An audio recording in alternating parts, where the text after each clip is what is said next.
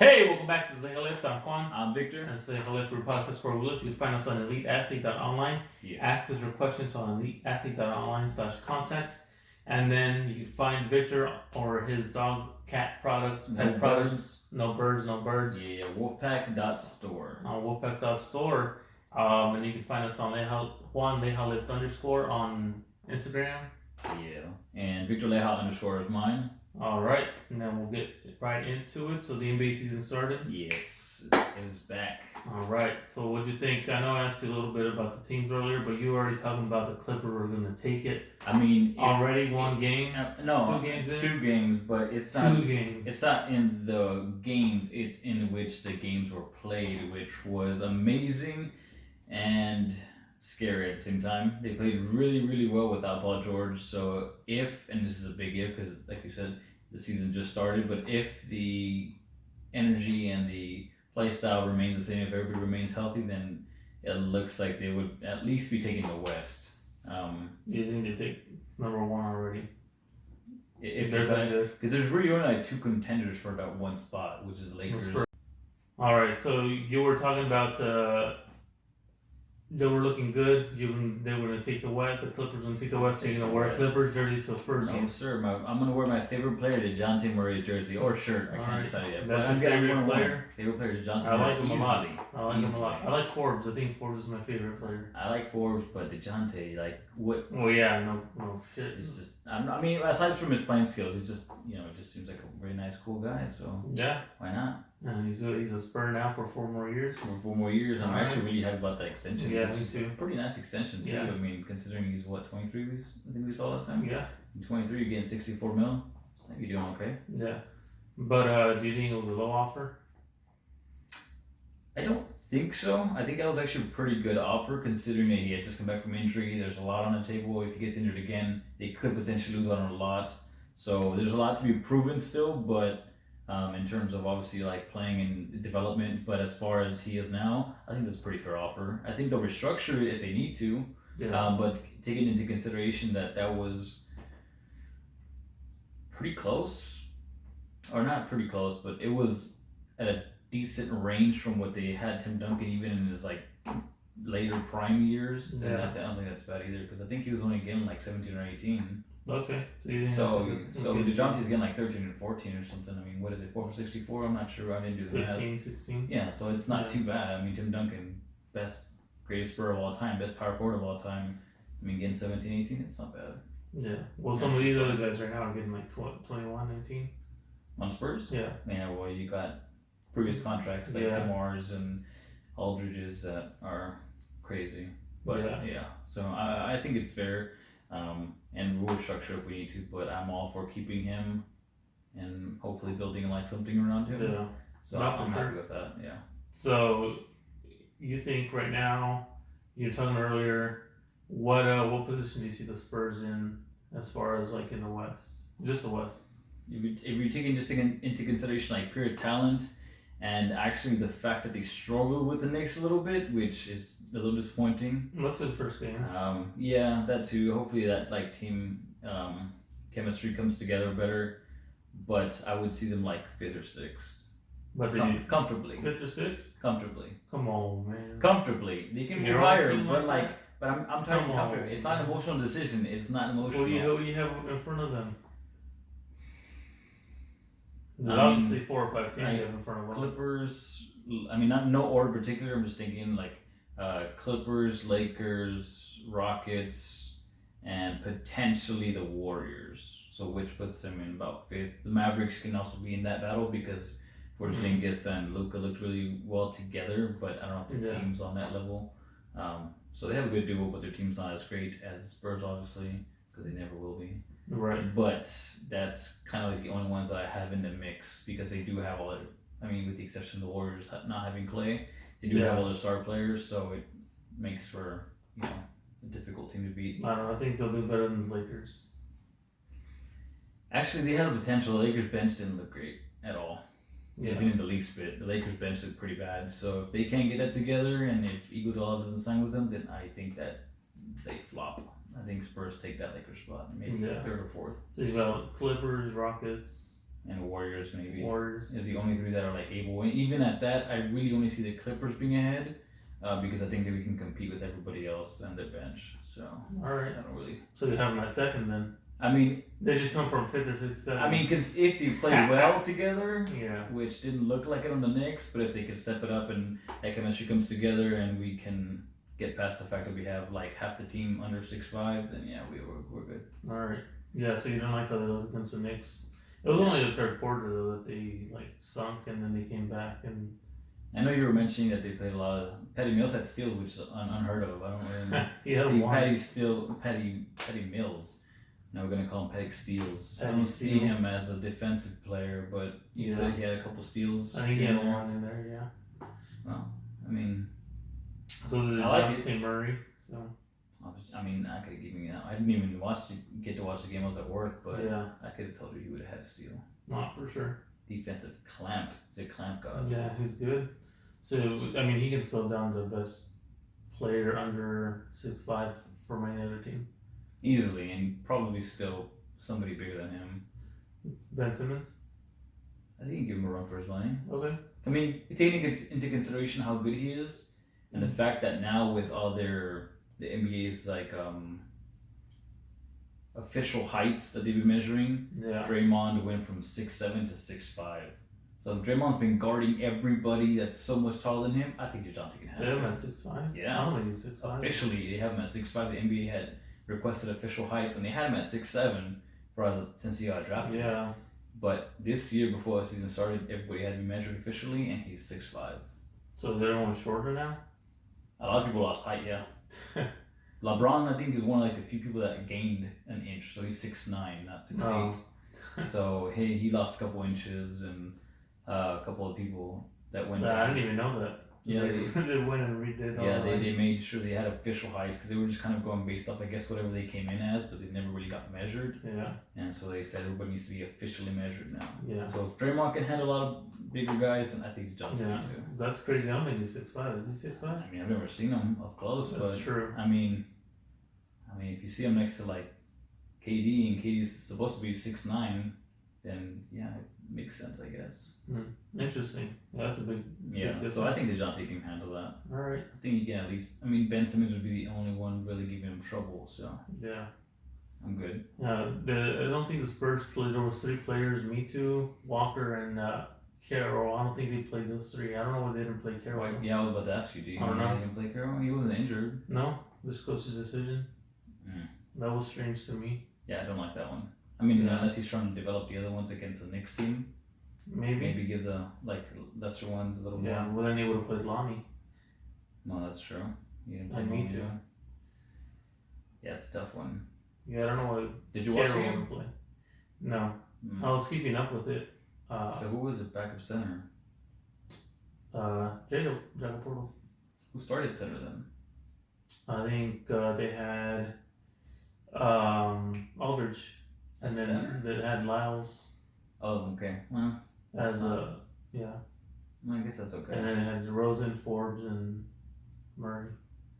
Well, that's an interesting lineup. It's a weird starting lineup. Yeah, it's interesting for sure. I've never seen Aldridge in a center position.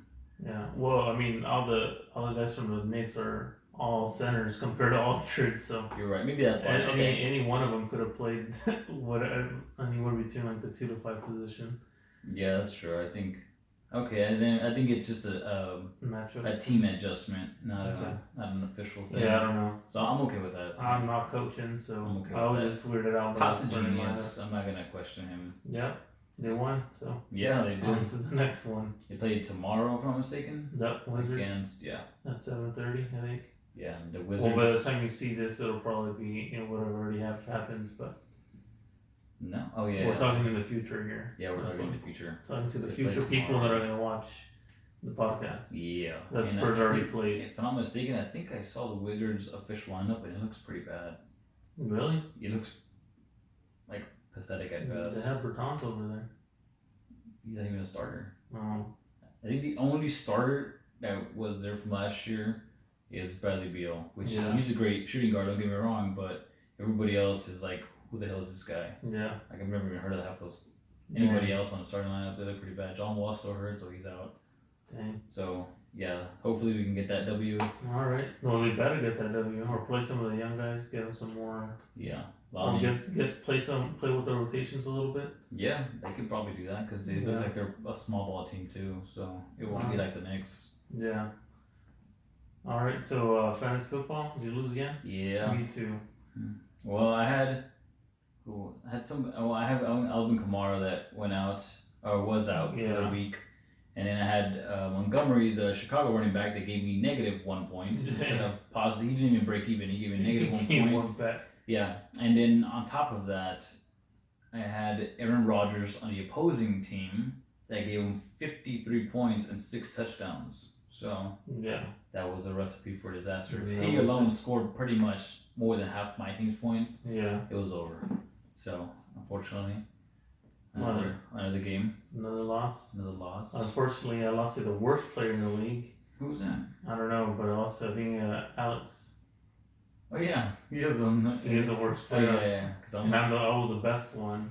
Wow. But I have injuries on my team that are taking me out. That tight end spot. I got me nothing again. Then Thielen got hurt in the first quarter. Oh, that's right. Yeah. So he was out. He got me like decent points, but he was out. Pretty much the whole game. And then everyone else was mediocre, except for my defense, which wasn't enough. And then I played against the Cowboys offense pretty much, and they went off. Oh yeah, they did, unfortunately. So I was playing all against. I'll take that. Boom.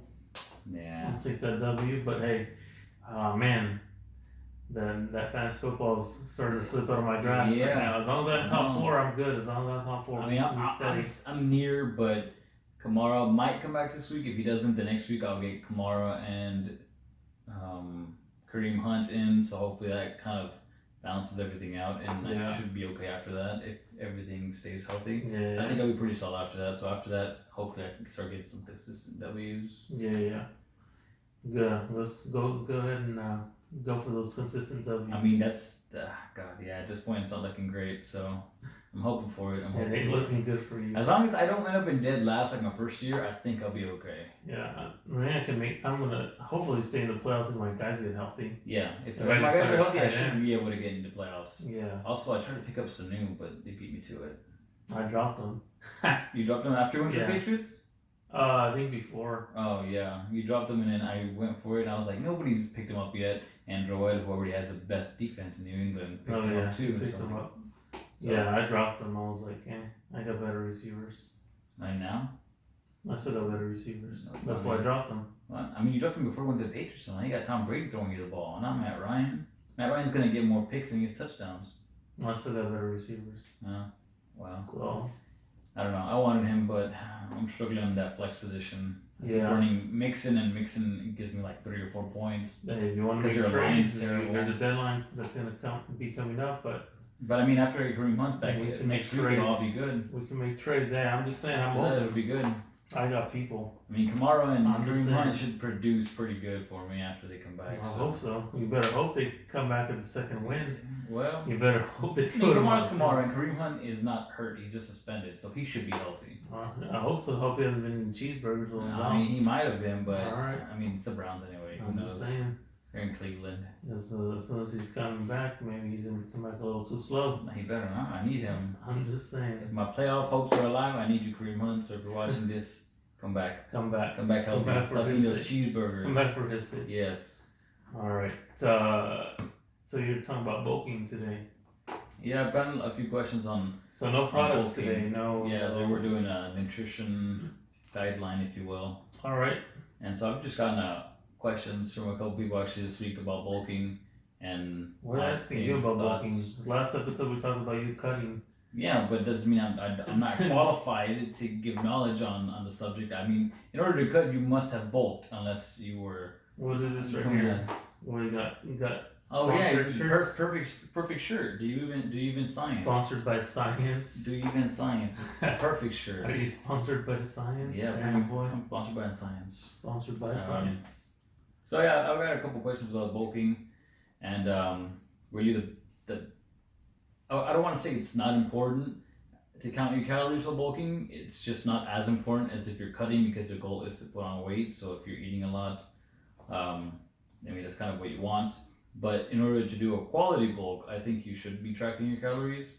And if you find your maintenance and go, I would do 200 calories above, which might seem a little unorthodox if you're going, most people do 500, but if you do 200, you're more guaranteeing yourself that you're putting on less fat and more muscle per, if it might just be half a pound a week, but you might get more muscle out of that half pound than you will out of that 1 pound a week. Within what? 3-4 months, if you're bulking for 3-4 months, that's a good 8 to 10 pounds that you're adding. That's a lot. Yeah, so it'll add up, and more so, the slower you put it on, the slower it'll come off. So if you can build that lean quality muscle, then the slower you're gonna lose that lean muscle during you're still gonna build fat. Yeah, and that's the one thing that actually I got, like, that was everybody's concern. Like, I don't want to get fat, and while bulking, it's just going to be a thing. Like, there's no way around it. There's absolutely no way around it. If you want to put on size, you're going to have to get a little bit of fluff. And as somebody who've experienced that pretty heavily in my previous bulk, where I got to 200 pounds and I felt disgusting, there's no way around that. It's just going to be a thing. But as long as you're building the quality and you're doing it steadily, then I think you'll be okay. Yeah. So I would do 200 if you really want to push it, 300 calories a day more. And kind of see how that goes and kind of check in every week just to make sure you're continuing. So if to 200 calories you gain a little bit of weight, then you know what, try those 200 calories at the exact same amount for the next week. And if you don't gain weight, then move it up a little bit. But if you're going to continue to gain weight on those 200, then why not keep it there and gain less fat off of it? Yeah. So that's my best advice, is count your calories if you want to do a quality bulk and do a slight caloric surplus to give yourself the best chance to build quality muscle and not just build a lot of fluff. Yeah. So that's my 2 cents in the best bulking advice I can give you. And now we're gonna no more bulking advice. No more advice from the science woofpack. Yes, I mean there's a lot, but that is as simple as I can keep it and as best as I can keep it, instead of just giving you an entire lecture, if you will, on stuff that might not be necessary. But yeah, it's caloric surplus, and like that video said, you gotta train hard. Consistency. What's that guy? Matthew. Yeah. Matthew's. What's his? I don't know what his thing is, but he had 3 tips for us. Matthew's 3 tips for gains. What were they? I don't remember that. To get lean or something like that. Boom. Yeah. But that's the best guideline I can give you. Train hard. Be consistent. Really, more than anything, be consistent. Keep your protein in check. Is most important. Protein is important. Yeah, exactly. Yeah. Protein is the one thing that I would say keep full track of, and make sure you're getting sufficient protein on top of your calories, and the rest will come. And if you have any questions, of course, feel free to send them to Elite Athlete, and we'll have Victor respond. Yeah. We'll continue to respond to you. Yeah, and I think that's one of my weaknesses. I don't keep enough protein around the house. It's so hard to get my maintenance protein.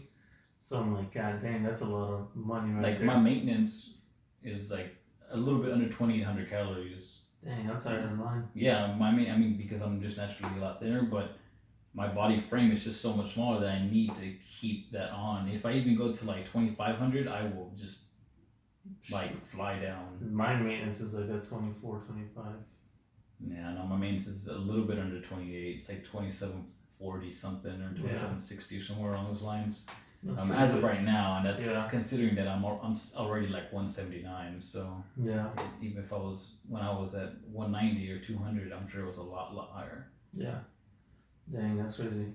Now we're going on to the hip portion. Yeah. The mechanics portion, the physical therapy portion. Different hip, not hop, just hip. Okay. So we'll stick to, since our focus, or my focus, is more on young athletes, we'll stick to a few diagnoses that are found in young athletes that I might not be able to help with initially, that I would probably have you refer to a doctor to get x-rayed or further imaging, to see what the next approach is for your young athletes. All right, so we'll start off with one LCPD, or leg calf Perthes disease. I actually did a presentation on this in PT school, and this usually is more common in males, anywhere between like a 3 to 10, 3 to 12 years of age. Usually a lot more active young males, and this is something that affects like the surface of the hip and starts wearing it away. And usually with this, you definitely want to get, like I said, all these are more to get further um, opinions from medical doctors. So this, I'd have you get x-rayed first to see if it is this issue. And a lot of this can also be referred to like the abdomen or knee, so it doesn't necessarily have to be a specific hip pain for this. You can also have presentations of knee pain with this diagnosis, but it's really originated from the hip issue or a growing issue. And you have a lot of limitations with movement and pain with activity, and that's really just more the death of the joint really, and loss of blood flow to the area. So you definitely want to get that checked out. Next one, very similar, since these are all hip related. We're going into the slipped capital femoral epiphysis. So this is more along the lines of older males, anywhere between like 10 to 17-year-olds, and usually they're tall or obese. Again, this is in a little bit more active population. So this is what our focus is with young athletes. So more active population can be more likely to be in both sides. So both hips be affected with this, and then pain with passive movement, meaning the child doesn't move their hip on their own. Is if you're moving their hip yourself, they'll have pain with that, and then you usually see them walk around with a limp, walk around with a pimp limp, if you know what I'm saying. And then again, that would be more diagnosed with an actual X-ray or imaging. And then the last thing, which can happen in a lot of body parts, really, like the knees, for example, is an avulsion. So what an avulsion is like you bringing pretty much the bone off or the tendon pulls off the part of the bone, and depending off how much damage there is, there's going to be a certain extent to where there's enough damage to that part of the body. For example, the around the hip, the ASIS or the AIIS, which are bony prominences around the hip. And I can't really show you where those are because I wish you had a model. I didn't want to buy a little skeleton model. I need to get you one. Yeah, I need to get myself a skeleton model. Or you know what? I was going to get a program. Anyways, we'll do that hopefully next video. Yeah. When you can have avulsion fractures, and if you have more than a certain amount of damage, it will be a surgical requirement. And a lot of these issues, if you test the muscle that attaches to that part of the body, there'll be a lot of pain and weakness to the area compared to the other side, and it'll reproduce their pain. So this is making sure it's reproducing the child's pain, where you'll know that isn't the issue.